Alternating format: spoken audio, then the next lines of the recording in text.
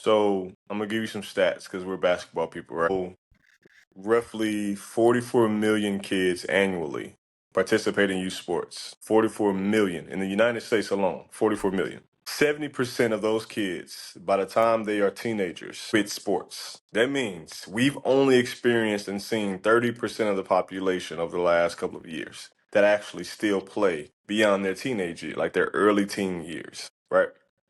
70% quit, and the number one reason why they quit is poor coaching experiences. So it's our responsibility to build a culture of trainers and coaches and mentors that actually love working with kids, that use basketball for the right reasons, and that want to see the kids grow instead of just using them as an opportunity to advance their own careers. So that's why I do it. I have to be what I see is needed in the world of youth athletics. You are listening to the Beyond the Scoreboard podcast, transforming athletes into leaders on and off the court with host Coach Furtado. Coaches, are you ready to take your passion for coaching and turn it into a full-time career? I know the challenges firsthand, but the Make Money Coaching Sports program helped me take BTG basketball full-time. If you're tired of juggling coaching part-time and want to fully focus on doing what you love, this business accelerator will give you the tools and support to make it happen. Hit the link in the show notes below to learn more and start living your dream. Hello, everyone, and welcome back to another episode of the Beyond the Scoreboard podcast. I'm thrilled today because I have a repeat guest, and I always love repeat guests because we get to revisit topics from our last conversation and see how we have both grown since then. And so our guest of today is coach and trainer Jeffrey Johnson, the owner of Memphis Basketball Training Facility. Man, you got your own facility. Welcome to the show. Thanks for making the time. Thanks for having me, Jay. I appreciate it. It's been a long time, and I'm excited. I'm tired for sure, and I'm excited to be back on the show. There we go. There we go. So let's dive in right there. I know you kind of mentioned, right? It can be, exhausting. So what kind of continues to drive you? What gives you purpose to keep going and pushing through when you are tired like today? So I'm gonna give you some stats because we're basketball people, right? So, roughly 44 million kids annually participate in youth sports. 44 million in the United States alone. 44 million. 70% of those kids, by the time they are teenagers, quit sports. That means we've only experienced and seen 30% of the population over the last couple of years that actually still play beyond their teenage year, like their early teen years, right? 70% quit, and the number one reason why they quit is poor coaching experiences.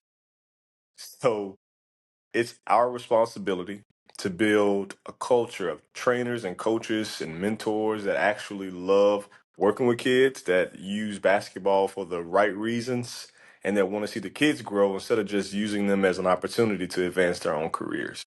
So that's why I do it. I have to be what I see is needed in the world of youth athletics.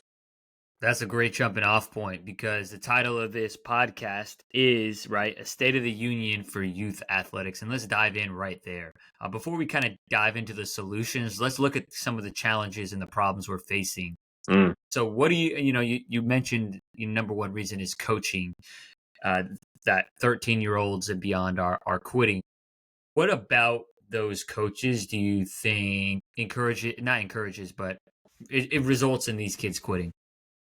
I've heard it all. I've heard coaches taking advantage of situations, talking really crazy to kids and their parents, being inappropriate with some of the female athletes, right? Showing favoritism and nepotism, not having a clue on how to actually coach the game. And last but not least, on the training side, just teaching drills instead of actually training. So basically taking their money, whether it's through AAU or training, and not providing true value. So I've heard a lot from parents and kids on their experiences, and I'm kind of disheartened about it. So we got to work on that. 1,000%. And this is across cities, right? Like you're in Memphis, I'm in Los Angeles, and everything that you've said, I've seen on just at AAU games, coaches talking insane, like grabbing kids and screaming in their faces, and it's disheartening to me. It really is disheartening to me. And to me, there should be standardization of coaching in America. And Mm-hmm. so at the Memphis basketball training facility, I know, and I've seen, we've had discussion before about your coaches certification. So I'd love to Mm-hmm. dive into how you certified yourself, what's your coaching philosophy, and now how you implement that coaching philosophy with your trainers. Absolutely. So when I first started training, I had this idea of separating myself from other trainers. I said, what if I got a personal training, a nationally accredited personal training certification, in addition to being a basketball trainer? What would that look like? How much would it cost? And could I use that to leverage my fee to charge more? So I did that. I became a certified personal trainer with a specialization in youth exercise science.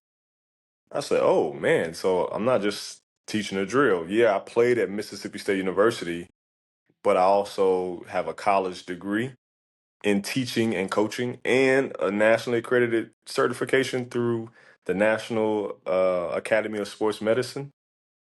Okay, like I'm serious, right? And then I went to Spain, to Valencia, Spain, and learned that you have to study and get a certification for 2 years just to coach 10-year-old basketball players. To coach youth basketball, you have to get a certification. I said, okay, I'm going to steal that. So when I brought all of that back to my program, I technically can't make my trainers get certain things. I can only provide free workshops and free trainings to them because they are independent contractors. They're their own businesses. So I offer the things for free so that we're all on the same page when it comes to representing our brand, right? I also give them a free T-shirt and say, "Hey, I can't make you wear this T-shirt, but here's a free T-shirt that looks amazing with the branding in the facility Mm-hmm. because they're not my employees, so I can't Right. mandate it. But the more I give, the more kids receive, which is kind of crazy. So if I can share and give and teach my team with my program and let them shadow me and give them opportunities to step into those roles, then more than 10% of the people that actually work with kids will have proper teaching and coaching education. I love that. And that's something that we're doing over here with BTG basketball. We have partnered with By Any Means Basketball with Coleman Ayers. They come Mm-hmm. in bi-weekly and do coaches education. The other bi-weekly, I'm running the coaches education. Mm-hmm. And it's so important for our coaches to understand the human side. And so I Yeah. want to go there, the psychology side, because you have a degree in it. What do Mm-hmm. you feel like the most important, or some of the most important, it may vary a little bit, aspects of coaching are? Because it's a lot more important than just teaching someone how to shoot a jump shot. Right. There's something called positive youth development strategies, right? If we're intending on developing youth, we have to use proven scientific systems, right? And there's two primary ones that we use in terms of working with kids. The first one is called play, and that is AAU recreation games, um, showcases, all these things where kids get pick up, right? Rec ball, summer league, all these things where the kids get to display their skills and work in a social setting with other athletes. That's called play, right? It's more exposure display. Then the second one is called deliberate practice, which is training. It is completely different than play because you're trying to improve your competencies and your weaknesses. So you may not play in a full game with deliberate practice. You may do one on one, but that's still you're working on your skills to get better because one on one definitely exposes your weaknesses more than anything else. So we use both in our training program. There's times where it's all development, and then there's times where let's go play. And I think that healthy balance fully develops the kid, both emotionally, mentally, spiritually, and physically. It's a great strategy to use. 1,000%. So, talking about the state of the union of youth athletics, where we are now, there's such a hyper focus in America on play. Mm, And so we miss out a lot on deliberate practice. Like kids are mhm. playing on multiple teams, Yep, like of course everyone wants to play. Like it's fun, right? It's fun. And if you really want to match your actions to really improving, right? Like you talked about deliberate practice, then we need that deliberate practice. correct. Correct. And we're missing out. Like we literally will have 2 or 3 games a week, but one practice. It's Right. imba- it's Right. it's imbalanced, right? And that's why if you look at European ball, they practice every day and play once a week. Right. And you like, that's why Europeans are better, I believe, right, basketball wise than most Americans. Are we more athletic and explosive? A lot of times, yeah, because we focus on athleticism more than the game, right? The IQ. I never forget learning when I went to Spain that a lot of the actions start from the big man at the top of the key in a dribble handoff situation. And I was like, why does the big initiate the offense? Over here, it's the point guard initiates the offense. But then you look at a Jokic and you're like, oh, when Jamal Murray passes him the ball at the top of the key, he can get 13 assists in a game because he knows how he knows how to dribble, pass, and then shoot. So if you don't respect his passing abilities, he's going to get an assist. If you don't respect his jump shot, he's going to shoot a three. If you try to play up on him and don't respect his dribbling, he's going to dribble around you and body you and shoot a mid range or a floater. And that's the epitome of a triple threat. So they teach triple threat. We teach like jab, jab, like hezzy, cross, step back. You know what I mean? Like we teach those things. But when you don't know how to do a dribble handoff, how can you pass your teammate the ball with one hand in those situations? And I see that a lot training the kids now. Like they're passing with their inside hand, but the defender is right there, right? So I gotta explain, like, physically we can't pass that way. So being able to break it down to the kids in that way really, really helps. So I'm trying to bridge the gap. Absolutely. And so kind of what I hear you saying in there is right.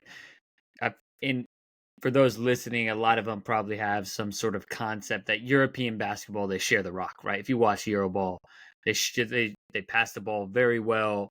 And Hmm. here in America, right, our training sessions, a typical Instagram training session is jab jab, in and out, tween hezzy, pull, right? And so a lot of it is individual training, and not really thinking about teaching the game. It's about teaching individual shot creation, shot creation, shot creation. Hmm. How much do you feel like that actually ends up weighing into maybe some of these kids quitting because they're not touching the rock because the people on their team are, they're just they're not passing the ball. Oh man, the portal is bringing all of that into like full view. I'm not getting enough shots. I'm not getting enough touches. I'm not scoring enough points on my team. So I'm going to go somewhere where I feel like I can, right? Right. It's all about me, me, me now. And I think that was my issue with AAU when I was a kid. Like I always quit AAU because it was too unselfish. I love school ball because we were a team, right? So if I pass it to you, like I'm trying to create for you, right? Because if I get an assist, you get a point, you get 2 points. Like we're both winning, and then the whole team wins, right? We're all eating. But if you're crossing half court and you're ISOing a guy for 30 seconds, and then you pull a step back three, why am I here? Right? Like why am I doing this? I'm not asking for you to pass me the ball every time, but share it, share the rock, right? I truly think that assists should be the most sought after stat in basketball Right. because the That's creativity in getting an assist is what makes everything so flashy, especially in like the 80s and 90s. So when Magic comes down the lane and he goes, right, we don't remember the dunk, right, that James Worthy or Kareem did. We remember the here. So when Magic talks about the pass or the was it Jason Kidd or White Chocolate will behind yep. the back and elbow With the elbow, yeah, it's Jay elbow Will. pass, right? Or the Yep. rondo. where you pass Yeah, fade. You know, like those are the most electrifying moments. And then the dunk, the alley oop is literally a pass. Yeah, is a pass. yeah, right. We will go crazy over an alley oop more than a regular dunk because it takes two people on the same wavelength to make that happen.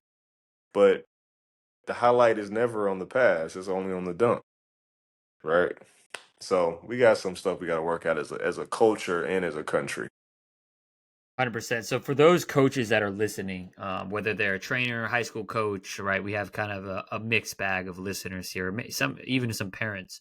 How can we build a culture where we emphasize that teamwork and moving the rock and having everyone be involved? I think the coaches got to reward the kids, right? Like those kids that dive on the floor, like need to be rewarded. Those kids that make the extra pass, that one more swing, let's highlight them, right? So recognition and highlighting those moments will go a long, long way. Um, Making it cool to do those type of things. Every time I see a defensive highlight reel on Instagram or TikTok, I share it immediately and I comment. I'm like, oh Yeah, my gosh, a defensive highlight where they're sitting down playing D, making things challenging for the opponent. Like those get me really, really hyped. It doesn't hype up everybody. And I'm like, why? Right? Like if I'm guarding Stephen Curry and I call Steph to get ripped or a backcourt violation or he turns the ball over, it's like that's prideful to me. Like I want that. Yeah, if I get man, I'll never forget this, Justin. I got a steal. This was my senior year in high school. It was against the number one kid in Tennessee, McDonald's All American. He's from our hometown, so we played against him for years, almost like a rivalry type game. yeah, Man, he made a pass out of the corner, and I came from the baseline to steal it. So I took off, and I looked behind me and saw my friend trailing. And I've always thrown him lobs in a game. I got yeah, they're big chasing me. He's like 6'8". He's ready to block it. And without me even thinking about myself, I threw it out the backboard for my yeah. buddy to catch it and dunk it. And that was like the most amazing highlight of my entire high school career. Right? Who Right, does that? Who's throwing backboard alley-oop passes 15 years ago? Right? You know right, what I mean? People still remember that to this day. Right? They don't remember the 5 3-pointers I made that game. right. They remember the one alley-oop that I did. Right? And that got me noticed to like an invited walk-on position at the school in my hometown. I don't think we highlight the beauty in teamwork, in sharing, right? Like the passes that make basketball history, like the Dwayne Wade bounce pass to LeBron, Yep, yep. In that picture, yep. right? Or the pass from Chris Paul to DeAndre Jordan to dunk on Brandon Ingram. Not Brandon Ingram, can't remember Oh his yeah, name. the guy on the Pistons. Oh Yeah, god, that's just leaving me. You know, or the Brandon Knight. Brandon Knight, thank you. Yep. Or the windmill that Blake Griffin caught or Jeff Green caught right in transition. That was an alley oop. So I just think we need to reevaluate our priorities so that kids can enjoy playing and not just trying to win games. I love that. And it's a super simple thing, right? If you build a culture, right, a program culture where BTG, where Memphis, training facility, when we see great ball movement, boom, that's what we celebrate. Because I love one of my favorite quotes is what gets celebrated gets repeated.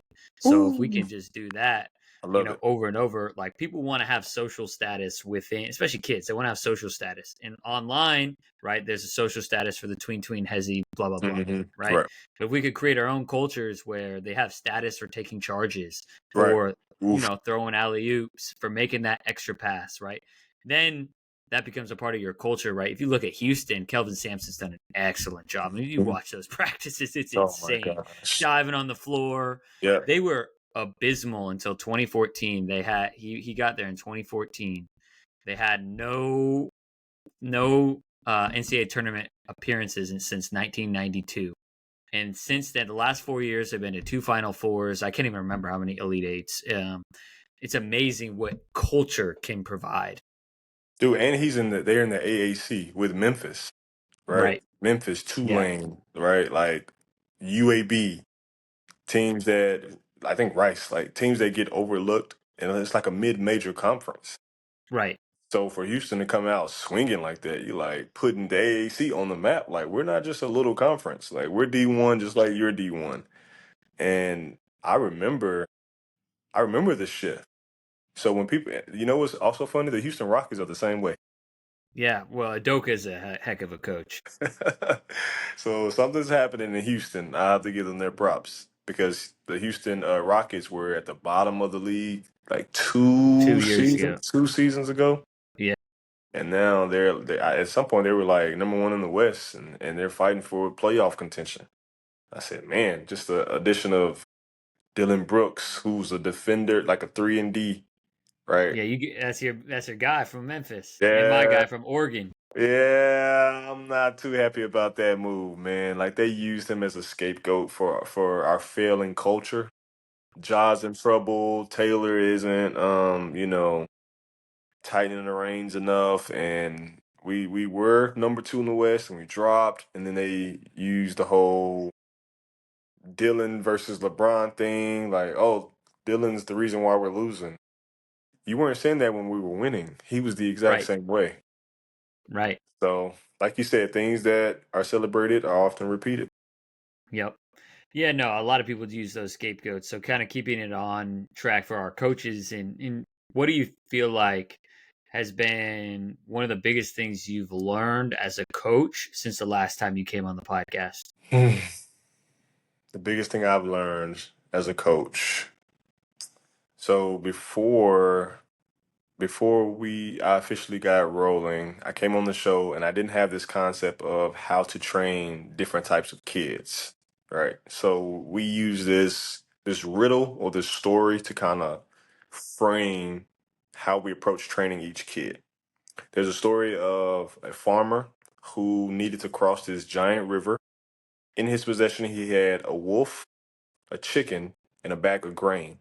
And the only way to cross that river was using this very small boat. Now, the boat could only carry one of those items or animals at a time. The problem was if you left the wolf along with the wolf would eat the chicken. If you left the chicken around the grain, the chicken would eat the grain. So you can't do that. How do you get all three of those objects or animals across safely, only carrying one at a time? And people thought and said, oh, well, maybe if I take the wolf first, but you leave the grain with the chicken. You can't do that. They said, well, what if I take, the grain first? Oh, well, you leave the wolf with the chicken. The answer is you take the chicken across, you leave the chicken, you come back, get the wolf, take the wolf across, grab the chicken, bring the chicken back, leave the chicken, grab the grain, take the grain over, come back along, grab the chicken, and finally, all of you across the river. And I break that down for my trainers like the wolf, some kids only need to be taught things one time. Right. You only need to take them and show them one time and they got it. Some kids, like the grain, need to be protected at all times. They're super meek and soft. They're great players, great kids, but they don't have that drive, that wolf, that dog in them, but they're still valuable members of the team. You may need to do more protection for them. And some are like the chicken, where you may take it across and have to backtrack and teach it again and backtrack and teach it again until they finally, on that third time, actually finally get it. And we have to be okay with that. We have to have the patience to deal with all three types of children. And if we're not in the right place. Now, that's not to say you individually have to have that patience for all three. That's what a team is for. Some teams, like coaching staff, need to be equipped to handle the wolf, that go getter, like the dog, like go get it. Some people need to be a little more patient with the chicken, right? And let that coach lead in those areas, and then vice versa. So if we have that understanding of constantly changing our perspectives and expectations of different kids and being patient through the whole process teaching, so many kids are going to enjoy basketball. So many. 100%. And so one of the things that I always tell my coaches and I remind myself is it's a quote, it's a super simple quote. Actually, it's just pretty much a phrase from Coach K. It's like teach and lead. That's all our job is. Teach and Mm, lead. that's Teach good. and lead. Teach and lead, right? Because we can get gray hairs real quick, right? Hmm. Hmm. It could be a very frustrating Couple. job. Exactly. No, I know. I'm only 27 and I got too many. I'm gonna be gray by 30. And so one of the things I'm curious about is how you approach the grain athletes. How do you approach the athletes that are a little bit, like you said, softer or meeker? Because I know that's something that like I struggle with a little bit. Like I never was the most naturally talented, but I always had like a mindset that I was coming to steal your lunch money, even though I'm not the best, right? I knew I Yeah. wasn't the best, but I was still coming. How do you help those athletes that are a little bit, more sensitive, Yeah. softer? Yeah. So in full transparency, I've made many children tear up and cry in my sessions. But it's not because they felt I didn't care about them. It's because I was pushing them, right? So I first and foremost remind them of their identity, right? For me, being a man of God, I say your identity is rooted in Christ. It doesn't matter if you're an athlete or a plumber or a singer. Like God loves you, like you are His. And when they understand I care about that more than their performance, they're willing to endure anything I put throw at them. Then I challenge them, right? I push them to that edge and then I draw back. I Right. push them again and stretch them and then I draw back. I know when to do both, right? Because they need it. They can't stay on this side of the river. You got to go.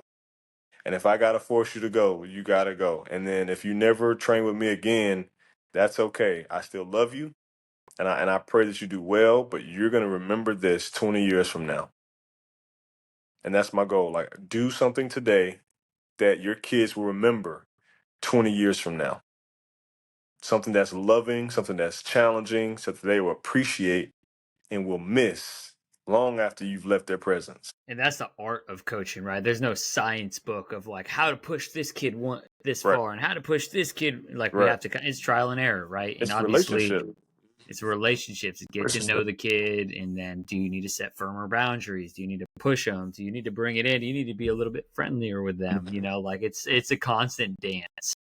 I made a kid, like I said, I made the kid cry last 2 weekends ago. He was back in the building yesterday. Nice, So it's like they know I care about them. That's not a question in their mind. Like I know Coach Jeffrey cares.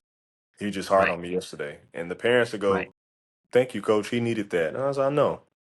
And I got you too. So, don't be late no more." right. Exactly. Hey, exactly. And so for you and your program, how do you handle and navigate parents who may not be as bought in as others Yeah, that's gonna on happen. on tough coaching, especially? Yeah. Yeah, that's tough. You gotta explain it to them and then you have to let them be who they are.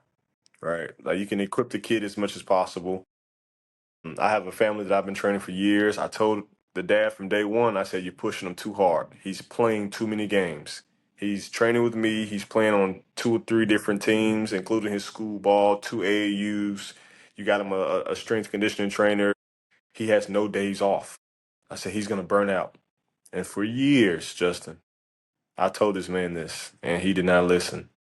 And now, super skilled, probably one of the best kids in his school, which is a $93 million school for his grade, has no drive, no ambition, lost his starting spot, could care less if he plays again.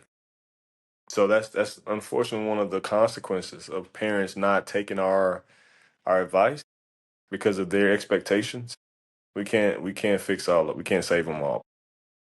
And I love this No, we family. can't. I love this family, but that's a L he has to take because I've warned him many times. You know? And that's the painful lesson. And what I hear in there is like his autonomy was taken from him, right? Like we want to give those kids that autonomy to build internal motivation versus carrot stick, right? Like Correct. Ooh. what really we want to light them up, right? We want to give them that passion about basketball, about soccer, about any Hmm. sport really Any or sport. anything. anything. Maybe they're passionate about cinema, but they can start with Mhm. basketball and just learn how to love something and great at something and be curious about something. You said carrot stick. He used to like bribe him. He said, hey, if you he was standing there, hey, if you make this free throw, we're going for ice cream afterwards. Right. So it was a very like pleasure oriented experience. Like if I do this, if I work hard, I'll get this. Now I'm Right. 16 and I don't really want that. There's nothing you can dangle in front of my face to make me wanna go train with Coach Jeffrey for an hour. I don't want that pain. Right? Coach Jeffrey's great, but I'm good. And you mentioned something I don't think you realize. Positive development strategies, the core of it means that giving kids the autonomy to work on their own development. Now, that's the strategy. Is they need to know that they're responsible for their own growth. I mean, that's the only way to be successful in this world. Like, I mean, for you getting a building, right? Like, you weren't just gonna call people to, go get money for you, right? You had to go out and do it, right? If you want to go out and get something, we have to teach kids. If they want more playtime, they have to go earn it. They have to. And they have to understand the pain of things, and we can't shield kids away from pain. And that's one of the biggest things I'm seeing with parents that are in our program. They just like, I don't want my kid to be uncomfortable. And like, I get Yeah. it. That's your baby boy. It's your baby girl. You want the best for them. I understand. And if you take away their agency, it's going to really affect them beyond the game of basketball. I did that. When I started training, I just came out of my senior season at Mississippi State and it was so hard. Like our coach got fired and everything. And I had a rough experience as a walk on. I was like, some things I experienced, I'm not going to teach my kids or put them through. And some things I am. That was really beneficial. I didn't understand at 23 that they needed that for adversity training, right? A lot of that stuff that I went through made me who I am today. So I didn't like it. I'm really strong now. And that caused me to open this building throughout all the hurdles. So I would withhold intensity and just try to teach on like a high levels. Like, hey, if you are super efficient, I don't need to push you as hard. So I have I had a lot of highly skilled softies Mm-hmm. with no dog, no wolf in them. I had a lot of highly skilled grains. They had it, but they didn't have it. Yeah. And I honestly could say the same. And that's one thing I'm realizing. Like, I'm a very transformational coach. I'm very positive. Hmm. And at a certain point, like, I got to put these kids, like, I can't always give these kids the best possible experience. Not in a way of like, make it detrimental for them. I need to create some more adversity to make it harder for these guys so they can build that confidence of what it means to go through hard and handle challenge. Correct, because when they get to college, if they're fortunate enough to get that far, it's going to be tough, and they're going to need more than their mom or their dad to get them through practice every day. Right. If I always say, like, if you can't get through this practice with me, good luck in college. You're never gonna find a coach as nice as me, Nice, as right? someone who cares about you as much as me. They care about winning because that's their job. Right. Some coaches, there probably are some college coaches that are transformational, but few and far between because their money, their money they provide for And their family is tied to your performance. correct. Oof, man, you said something right there, man. That's powerful. It is, and that's in college is harder than ever to play now with, like we talked about, international athletes and obviously the transfer portal. For your athletes, your high school athletes that you're preparing to go to college, what do you think the biggest shift has been in your like training, maybe your approach, the way you're exposing people, just all that? I realize a lot of my kids actually play different sports when they go off to Yeah, college. I have a cool. kid now. He just committed to a school in Texas for track, and I'm That's like, awesome. my man, like been training you since you were 9. Like, what's up? Yeah, But the training I did because I was a personal trainer, man, their bodies were so prepared as an athlete. Like they can choose whatever sport they want. And basketball is harder, right? To manipulate the ball and be all of what it needs to be, it is harder than a lot of other sports. Like soccer isn't like it's a tough sport to play soccer, but you don't need to do everything in soccer, right? And Like you don't there's need. Go yeah, ahead. the thing with soccer is like, well, basketball is 12 to 14 on a roster, right? So already Hmm. less on a roster, and you got to be over 6 foot, right? If you're not over Pretty 6 foot, much. it's gonna be It's really tough. hard to play college basketball. It's tough, man. And like I said, you can be a defender, right? You're not sprinting the full field to try to score. You're just trying to Right, keep them from scoring, right? right. That's your one job. Got one job. One job. Baseball, like everybody isn't a pitcher, right? But I feel like in basketball, everybody has to know how to shoot. Got to know how to dribble. You got to know how to pass. You got to know how to defend, right? You got to remember plays and be able to change in quick situations.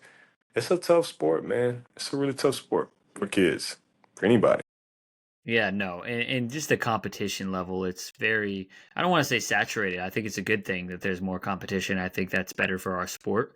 I Hmm. think we should expand with multiple leagues beyond the NBA, but that's probably a podcast conversation for another day. But just planning that Spain has 6 leagues, bro.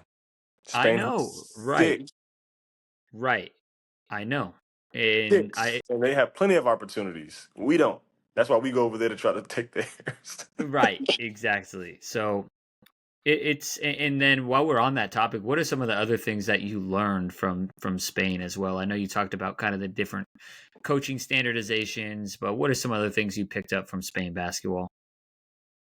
Dude, the coach I had was from Germany. He spoke English fluently because he taught it to us. He was coaching us in English. He was living in Spain. So he spoke Spanish, and his assistant coach was from Lithuania, and he would dabble back and forth in Lithuania, like that language. He spoke 4 languages, and they explained to me. They said in the market, if you Jeff, you're 6'2" combo guard. If that guy's a 6'2" combo guard from Turkey, my roommate was from Turkey, and I said y'all the same player, basically same height, same position, same skill set. But my roommate from Turkey spoke 3 languages.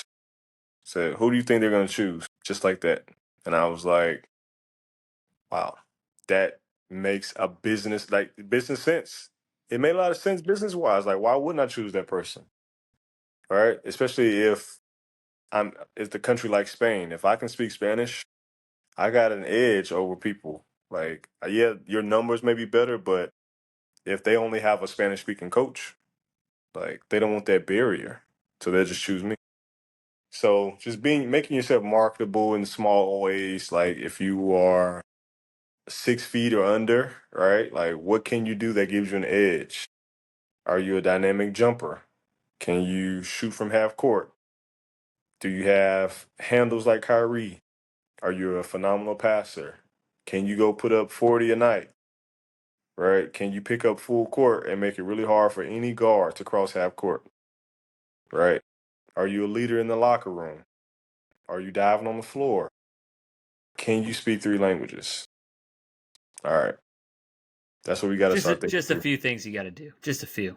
They It's did tell me, hard. but they did tell me in my preparation for Spain that I need to go pick that guy up to 94 feet. They said, Jeff, do not pick him up at half court. Do not do it. He said, you go get him and you work him until he backs you down and they go into a horns action or something.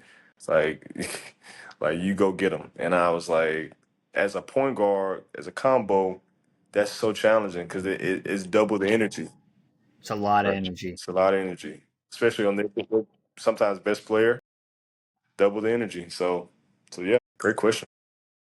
So with that being said, like obviously there's a lot that goes into it, and I know we're kind of coming up to our fourth quarter part of our podcast. One of the things I want to talk about, we talked about the state of the union of where youth sports are at. I want to kind of shift it to the future. So like, if we're going to talk about now bringing solutions to the table, what do you think some of the solutions are to making sure that our athletes are playing longer than 13 years old? Oof. So I'm trying to open the door on collaboration, right? Like brands crossing over, working together, right? Because I have a trainer who's trained me for the pros, and he has his own gym in his backyard. And I send kids to him because he's a more like intense trainer, and I'm more of a teaching trainer. Right? Like I'm very mild mannered, but I was like, he needs that extra kick in the tail. Yeah, Right. So I sent him I there. I was like, go there. And I celebrated. I reposted, right? And I went to a different gym's grand opening and doing a reel and trying to highlight that this is amazing for our city, right? And people look at me like I'm crazy. It's like, but those your competitors. I'm not competing against any other trainer. I'm competing against evil trying to destroy our children. That's my opponent. So if we all can do it together, because there's plenty of kids out there that play and can afford Right. it, and there's plenty of fishing upon. But if we work together, all of us can eat. 1,000%. I love that one, and that's one that it's really important to realize. Like, if we're really, let's say, like, why is us trainers, programs, why are we fighting against each other? Why are we trying to go steal kids, right? If we are really about what the mission is, which is to impact kids, Hmm.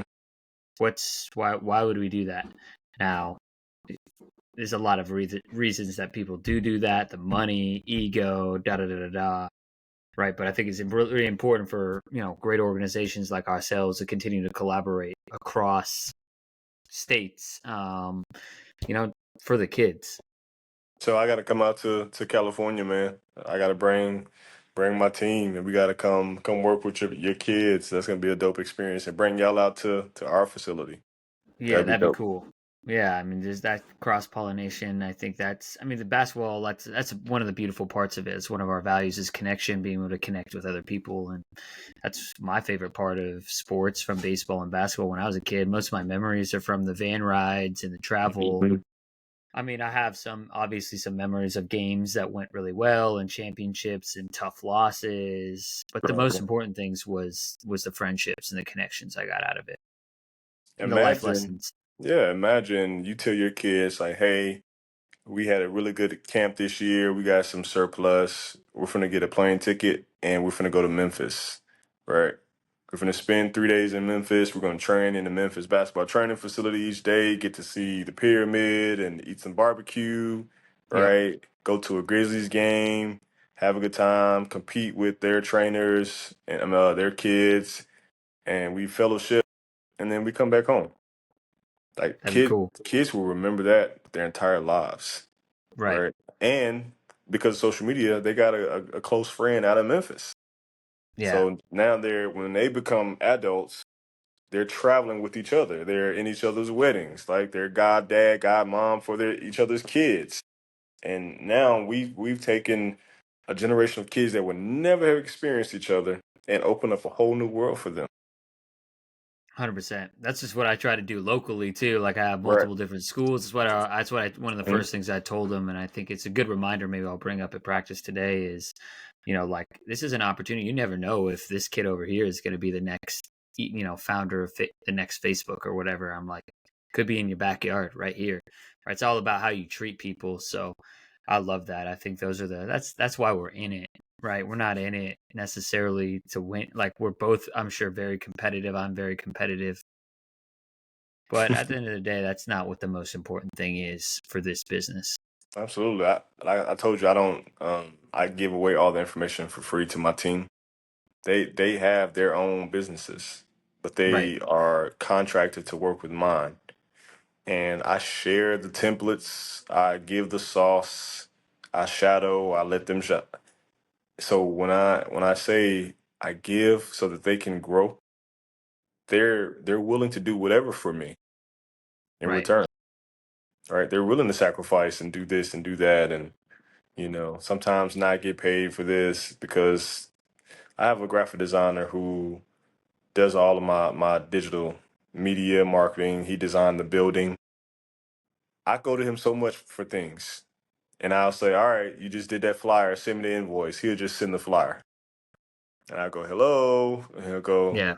don't worry about it. Oh wow, thank you. I get to save that $65, this Right. time. Right. Because he wants to. Like he know that the work we're doing is impactful. He wants to be a part of it. He also just hit me up. He said, hey, you're gonna have a summer camp this year. This is my graphic designer. He said, we're gonna sponsor one of the meals Nice. at camp. That's awesome. Man, thank you. What did I do Yeah, to it's deserve beautiful. that? Right? Just unity, man. So yeah, I'm excited. I'm excited. I appreciate what you're doing because it's bridging the gap across the country. And I appreciate you reaching out Of because I course. got to come to LA, man. I got to. Yeah, that'd be fun. That'd be a lot of fun. So, with that, my last question will be any last parting words of wisdom and advice for the coaches and athlete influencers that are listening? And then, I know you've been on before, but just as a reminder for our new listeners and even the listeners who probably forgot, where can people follow you and get more information and hit you up if they're in Memphis? So you can follow us at trainmemphis.com is our website, trainmemphis.com. Follow us at MemBball Trainers on Instagram, TikTok, and YouTube. Follow us there. That'd be cool. And if there's anything I want to leave with you, I said it earlier, but I'll repeat it. Do something today positive that the kids will remember 20 years from now. I Be love that, it. be that for them. That's a great place for us to end. Jeff, really appreciate you coming back on the show. Had a ton of fun. Excited to release this episode. Thanks, brother. Thanks for having me. Thank you for listening to this episode of the Beyond the Scoreboard podcast. If you enjoyed this episode, make sure that you subscribe wherever you listen to podcasts and share it with a friend, coach, or parent you feel like would get value from this episode.